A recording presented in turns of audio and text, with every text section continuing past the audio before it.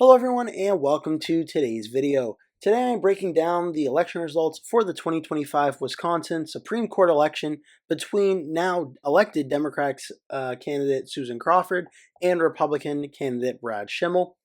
I'm recording this, by the way, just past midnight now on Wednesday, April 2nd, with over 95% of the vote reporting in Wisconsin. I wanted to give it a little bit of time before doing the video to get as many votes in as possible. With over 95% in, there may be a few more votes that trickles in, and at the end of the video, I'll be going over what votes are still left, if there are any.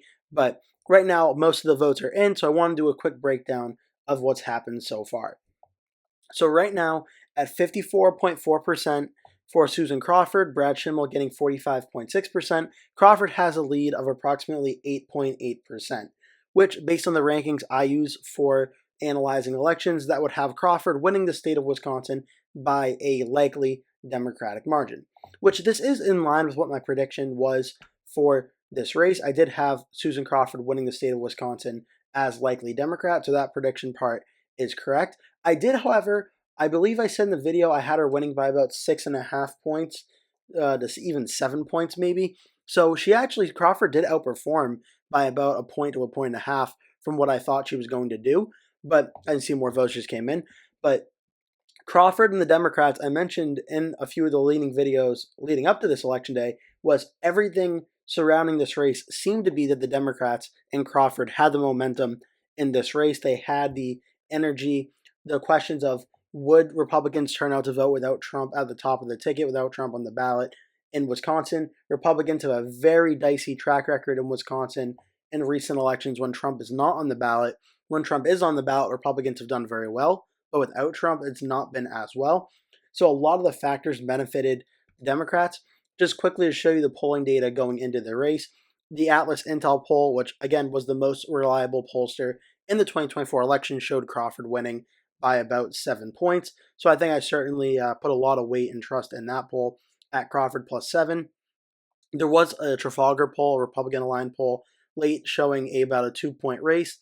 SoCal had it a 8-point race and such, and down from there. So the polling, every single poll, aside from about 3 of them, or maybe 4 of them, showed that Crawford was leading in this race and likely going to win, and that did end up happening on election night.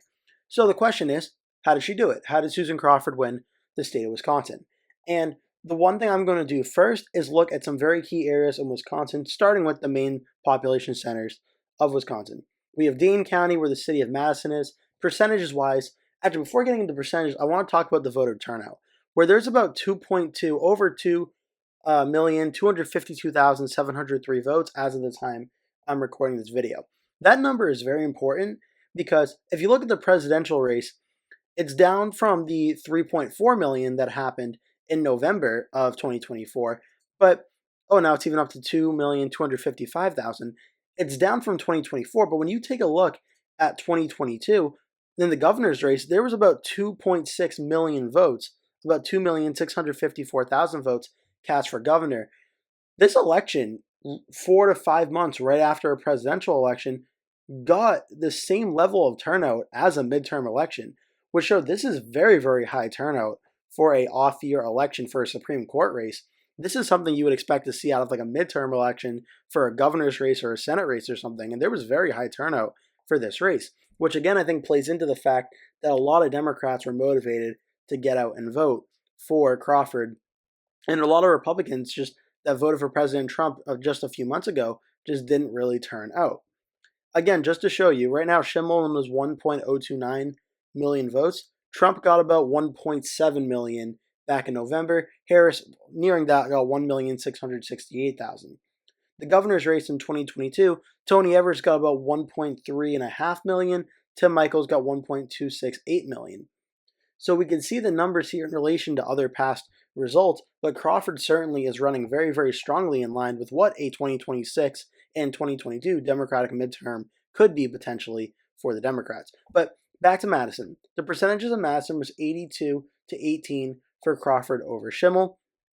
Very, very big win in Dane County for Crawford. In 2024, just to show you the percentages, Harris won at 75-23.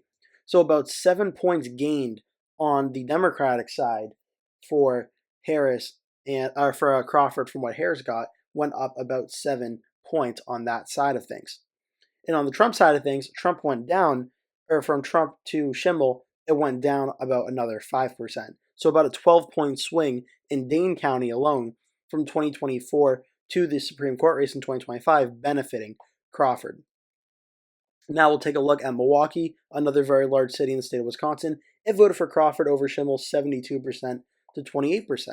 So just comparing the margins again to 2024, 72-28, Harris won 68-30. So another 4-point swing from Harris to Crawford, plus another 2 from Trump to Schimel, about a 6-point swing in Milwaukee. So these areas alone, in a very, very close race between Trump and Harris in the state of Wisconsin, these numbers in Madison and in Milwaukee alone could have potentially been enough to give Crawford enough of an edge over Schimel to win a very, very close race. But it didn't stop there, because early on in the election, I noticed something that was very, very important for the state of Wisconsin and future elections, and that's a few key areas President Trump did very well in flipping, actually, to Crawford in this election. Starting with these two counties down here in Kenosha and Racine. These are two suburban counties that are very important for Republicans' pathways to victory in close races in Wisconsin. Kenosha went 53-47 for Crawford over Schimel, a 6-point win for Crawford. Just back in November, Trump won Kenosha 52-46. So this is a complete flip where Trump won it by 52-46, Crawford won it 53-47. So a big improvement there for Crawford and the Democrats in Kenosha. Racine County, Trump won 52-46 in this area. Again, a flip. Crawford won very, very close, 50.6 to 49.4, which obviously the voter turnout was different in this election from 2024, but again echoes the problem Republicans have in Wisconsin and in several very key important swing states. When President Trump is not at the top of the ticket, a lot of Republican voters that only turn out for the president don't turn out for these elections. And it, in fact, hurts them because a lot of the Democrats who are very politically active right now and perhaps upset by the job the Trump administration and Elon Musk is doing turned out for Susan Crawford, sort of as like a mini national referendum against the president in these areas. So that could be one potential hypothesis for why voter turnout was so high in Wisconsin, was this race really got nationalized into a in favor or against Trump administration type of election. And to give the Democrats credit, I think the Democrats did a good job at framing it that way, because if that was their objective, it certainly worked. Crawford's winning the state of Wisconsin almost by 9 points right now, a likely Democratic win, when again, just a few months ago, President Trump won it by about 1 point. So that messaging certainly seemed to work. So that was just Racine and Kenosha, but there's also the surrounding Madison areas as well, which Trump also made some improvements in. Rock County, 61% to 39% for Crawford over Schimel. This is an area that's supposed to go Democrat, but President Trump made a lot of improvements in here in 2024. 61-39 for Crawford. Here ended up being 53-46 for Harris over Trump. Again, big improvements here. Harris being at 53, Crawford being at 61 is about an 8-point improvement for Crawford from Harris's numbers. Right next door, Greene County. Greene County went for Crawford 58%, Schimel got 42% in 2024. Harris only got 49.5, Trump got 49.2. Trump came just within about 50 votes of winning Greene County, but Crawford was able to boost a lot of votes from 49.5 up to 58, almost a 10-point swing, about a 9-point swing in Greene County for Susan Crawford over Brad Schimel. So very big numbers there too. Columbia, we don't have any votes in yet. Richland County is tiny, 52-48, but it very narrowly went for Crawford. It went for Trump in 2024. Sauk County, 50 to 48.4 for Trump over Harris. Here, this time around, 57-43, Crawford versus Schimel. In the very key surrounding suburban areas outside of Milwaukee, outside of Madison, these key areas where President Trump was able to win the state of Wisconsin, again, like he did in 2016, like he almost did in 2020, and then he did in 2024, was a large reason he was able to win, was areas like Kenosha, like Racine, and like Sauk County, Richland, and Greene, and the improvements made there. But Susan Crawford really did well tonight in getting these voters out to vote for her in these areas, and either enough Republicans stayed home or the Democrats were able to galvanize enough of their voters to get out and vote for them, because Crawford was able to do very well in these areas, sort of making Wisconsin in this election look more like the Barack Obama presidential times of Wisconsin, where it was more of a likely Democratic state than a toss-up state at the presidential level. That's what this map sort of resembles right now. Some other Republican areas of note as well. Waukesha County. This is also a very large county in the state of Wisconsin, very important for the presidential election for Republicans, especially, always one to keep an eye on. 58-42 for Schimel over Crawford. Taking a look at what it was in 2024, Waukesha County 59-39, so about a 1 point separation between Trump and Schimel. Not too much of a big difference on that one. However, there is one big county I do want to point out, and that is Green Bay, Brown County, and where it is right here. This voted for Susan Crawford 52% to 48%, a 4-point win for Crawford. And you may be thinking, okay, well, why am I making a big deal about this? Very simple. Trump just won this county back in November. It has been a Republican county for a while at the presidential level, and it went 53-46 for Trump over Harris. And Crawford got 52% in it last night. So again, not only did Crawford do well in the surrounding areas around Madison and Milwaukee, she also did well in Green Bay, where a lot of Republican voters typically turn out. It was still close, a 4-point win for Crawford over Schimel, but a lot of Republican voters, there's more Republican voters in Green Bay than in the surrounding Madison and Milwaukee areas in some cases, and she was able to flip this area blue as well. Allegheny County, 50.7, 49.3, very, very close win for Crawford over Schimel. This one also voted for Trump in 2024. Winnebago County, 52-47 for Trump in 2024. Winnebago flips to Crawford, 54-46. And you can go through a lot of the counties throughout the state of Wisconsin, a lot of the more small rural counties throughout the state as well, and you're going to see a lot of the same thing going on here that I showed you in these counties today, which is Susan Crawford had a very good night. She did a very good job in her campaign of getting a lot of her Democratic support out for her. And again, just in case you weren't aware of the nationality of this race, you can go into the endorsements of both sides.